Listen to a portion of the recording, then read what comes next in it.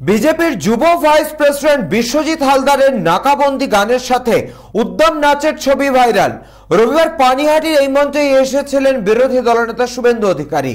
দলীয় কর্মসূচির মঞ্চে এই ক্যাবারে ডান্স নিয়ে বিতর্ক তৈরি হলো।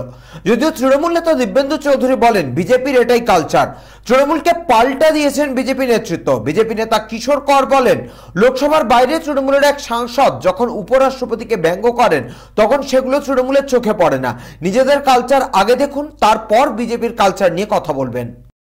আপনাদের মাধ্যমে সোশ্যাল মিডিয়াতে ভাইরাল হয়েছে যে ক্যাবারে নাচ, যে সত্যিকারে যেরকম তাদের বিরোধী দলনেতার আচরণ, তাদের নেতাদের আচরণ, ঠিক একইভাবে তাদের যুব সংগঠন একইভাবে ক্যাবারে নাচ পার্টি অফিসের মধ্যে পড়ে করছে।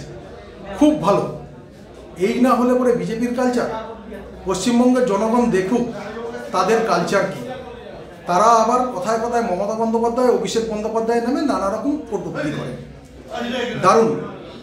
যেহেতু কদিন আগে কল্যাণী হাইরোডে একটা বড় ধরনের অ্যাক্সিডেন্ট হয়েছে, সেখানে বেশ কিছু বার ড্যান্সার মারা গেছেন এবং আহত হয়েছেন।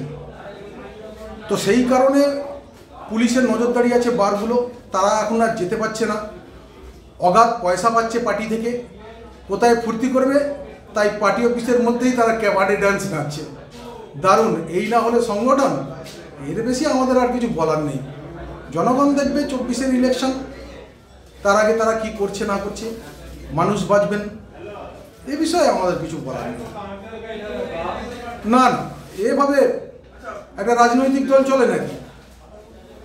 পার্টি অফিসের মধ্যে উদম নৃত্য, লোকে দেখছে এগুলো, এ দলের কোনো অস্তিত্ব নেই।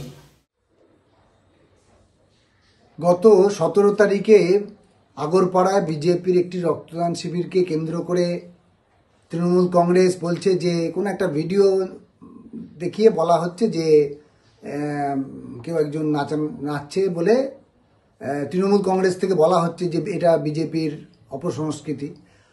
তৃণমূল কংগ্রেসকে আমি যেটা বলতে চাই, তাদের একজন এমপি, নির্বাচিত প্রতিনিধি, পার্লামেন্টের সামনে দাঁড়িয়ে দেশের উপরাষ্ট্রপতিকে ব্যঙ্গ করছেন। তাতে তাদের কোনো সংস্কৃতি অপসংস্কৃতি হচ্ছে না, সবাই দেখছে। আবার তাকে সেখানে রাহুল গান্ধী সেটা আবার ভিডিও করছে।